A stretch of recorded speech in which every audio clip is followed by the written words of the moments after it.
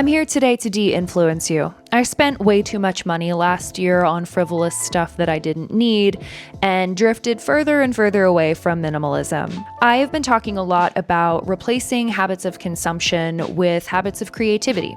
And while those conversations are largely about the things that we sort of receive and intake psychologically, cognitively, and intellectually, I do want to talk today about tangible objects, things that we consume and purchase. I've been exploring the idea of a no-buy year, which sounds really intimidating, but if I think about it, I have plenty of things to get me through the year, and it might be kind of fun to kind of document the things that I use up, the books that I read, the gear that I use the most that I already own.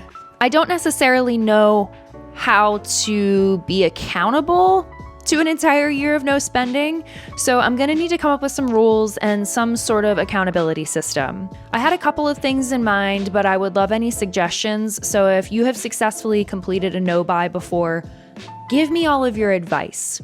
The first thing I thought of was doing like a recap once a month where I talk about what I bought, but the point is that I'm not supposed to buy anything.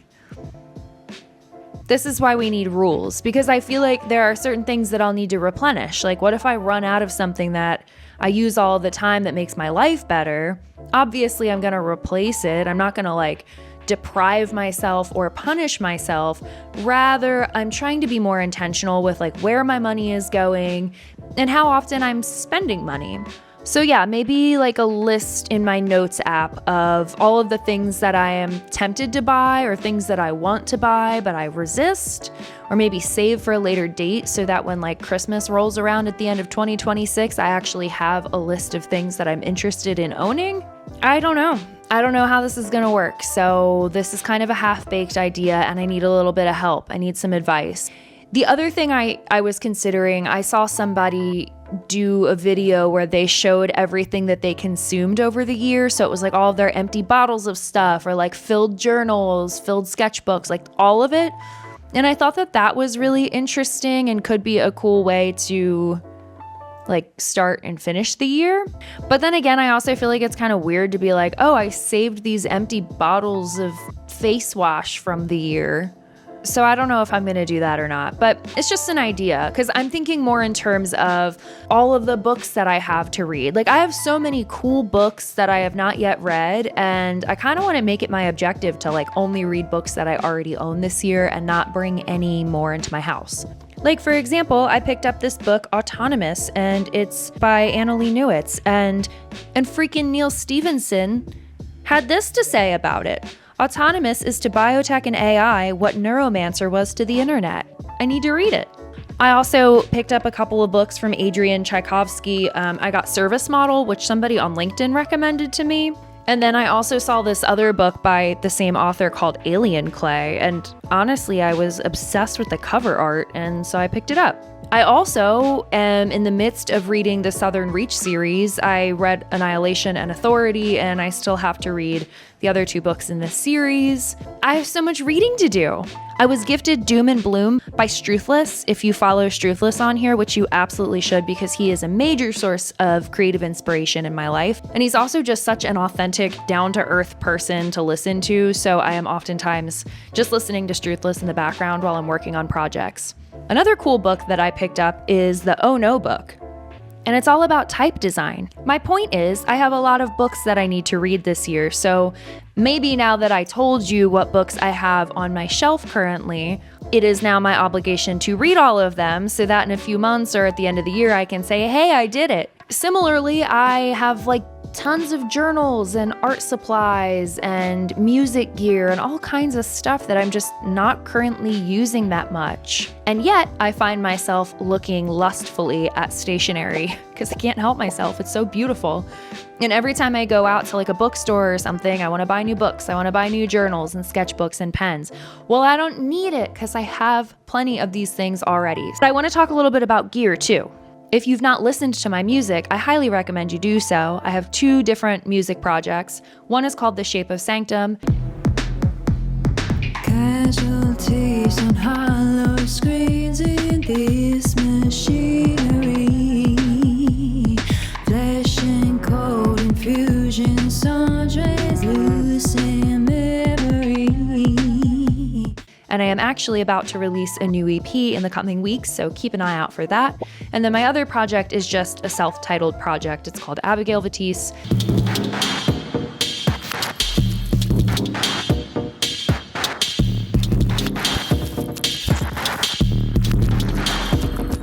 And those projects are both predominantly created using the Electron model cycles.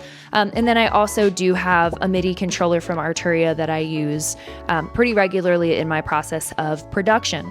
I don't really find myself desiring new music gear that often because I feel like I can accomplish a lot with software. I'm a big fan of Wavetable. I also just love recording in wacky vocals and then chopping them up and doing weird shit with them. So the gear thing is not as tough for me. However, as far as like photography goes, I have like 12 rolls of film in my refrigerator right now, and I have not touched my film camera in a couple of months. Just as a side note, if you didn't already know this, which you probably didn't, I have a podcast that is like severely neglected called The Impasse. And my partner and I actually did an episode together like a while ago. This was probably like 2.5 years ago at this point, about gear acquisition syndrome. All of this is to say that like I have an abundance, a bounty, if you will, of creative tools and resources available to me, and yet I still find myself wanting to buy new things a lot of the time. I have a theory that if I push myself throughout the next 12 months to really just use the things that are already available to me, that I already own, that I will be even more creative. It's easy to assume that if you buy something new, it will somehow open up your creative universe and make you better at something, or it will change your life. But a lot of the times we already have things in our homes that we just aren't using that could afford us that same life-changing experience or that same creative insight. Another big area where I have found myself accumulating stuff is makeup.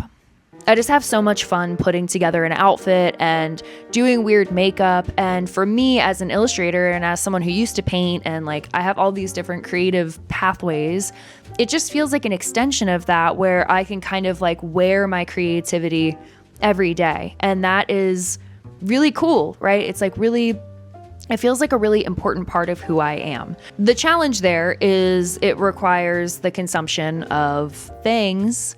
If you're into makeup and you're like honest with yourself, when's the last time you used like a lip product start to finish? When's the last time you used all of an eyeshadow palette or a blush? There are some very clear areas in my life where I want to decrease my consumption. And so a no-buy feels like such an appropriate way to try to tackle this and to realign with my values as someone who doesn't really want a ton of stuff. I used to be really fixated on minimalism, and it became something I was almost obsessed with. Like I had to prove to myself that I could live with nothing and basically be an ascetic monk. And over the years, I realized that it was actually limiting my creativity, but I didn't want to admit it. However, over the past couple of years, I have leaned more and more into my creativity beyond just illustrating, which was sort of the box that I put myself in for a number of years. And I've allowed myself to like buy things that I like so that my environment feels like a reflection of creativity. It feels like a reflection of the things that inspire me. So this video is by no means a knock on anyone who likes stuff. And again, it's not about being restrictive or depriving yourself of the things that bring you joy. But for me, I just want to try to do this challenge. All right, we need some rules. Restocks are okay. If I run out of something that I use in my day-to-day life, obviously I'm going to replace it. Little treats, matchas, they're okay. It's new pieces of gear, new lenses, new books, new journals, new fragrances, new makeup, new hair products, new clothing, new stationery, off limits. I think that if you stick to using what you have, you will learn to appreciate the things that you have much more. You know, we live in a world where people are constantly buying new and replacing things and getting rid of stuff that's barely been used just so they can buy the next best thing, or maybe they don't even donate like the previous thing they have and it just accumulates. And I don't really have that much stuff in the grand scheme of things, but to me, like by my standards, I have much more stuff now than I probably ever have. Look around. There's like lamps and there's like just shit everywhere. I have a broom on the wall. It's incredible. As far as accountability goes, I need a little bit of help here because I have never done a no-buy that has lasted a whole year, and I feel like I might be flailing a little bit as I kind of start this project. I've seen a lot of stuff online in like the beauty community of people doing Project Pan, where you basically use a product up until you reach the pan. And the product is completely empty. And I think that's really satisfying. So I kind of want to try that. Do I have a punishment if I slip up? Like, I don't really know how to follow through with this in the best way because I can already imagine myself coming up with excuses.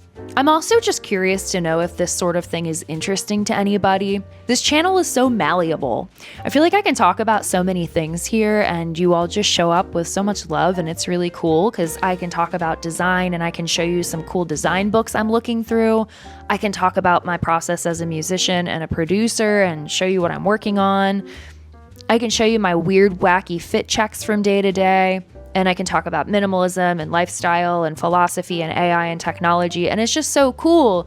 But then sometimes I wonder if what I'm talking about is really compelling or just random. Here's the crux of it all.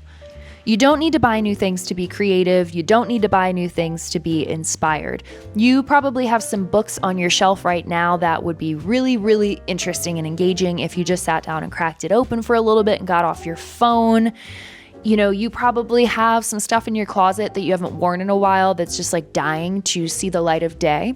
And if you're into beauty and makeup and all that kind of stuff, you probably have like a bunch of palettes and lip products and skincare products that you aren't using that when you bought, you were really excited about.